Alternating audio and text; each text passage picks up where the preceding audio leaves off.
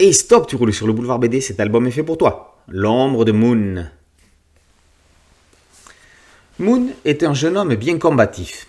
Accompagné du jeune Pampan, il affronte des bêtes enragées dans une dimension qui semble parallèle.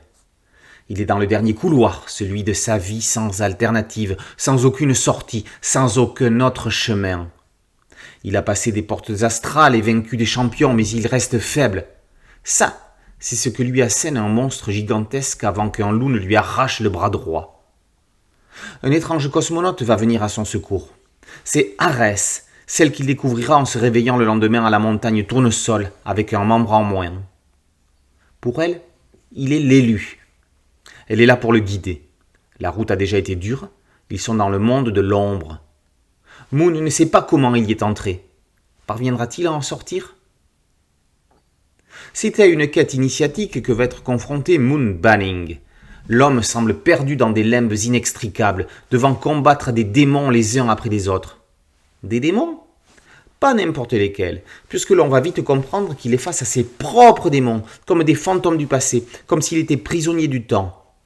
Il apprendra que si la colère et la détermination permettent quelques victoires, ce ne sera pas suffisant pour affronter la reine.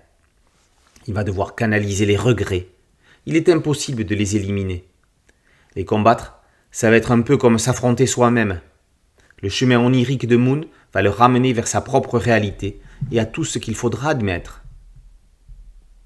Sylvain Ferré écrit une histoire d'une émotion forte. Il ne faut surtout pas se fier au feuilletage du manga qui pourrait laisser penser qu'on est dans une dark fantasy.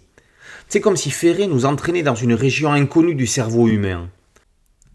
L'ombre de Moon est l'allégorie du difficile passage de l'enfance à l'âge adulte, avec les erreurs que l'on peut commettre en se croyant indépendant, autonome, grand, invincible, pensant que l'on peut se débrouiller tout seul vers une nouvelle vie alors qu'on a encore tant à apprendre de l'enfant en soi.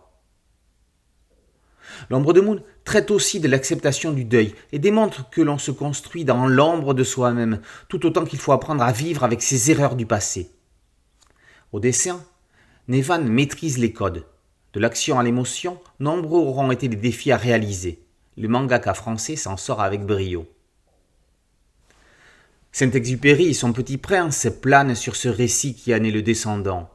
Quête de soi et quête de sens, l'ombre de Moon révèle l'âme que l'on a tous au fond de nous-mêmes.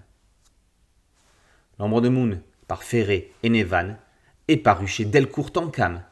Boulevard BD, c'est un site dédié, un podcast audio et une chaîne YouTube. Merci de liker, de partager et de vous abonner. A très bientôt sur Boulevard BD. Ciao.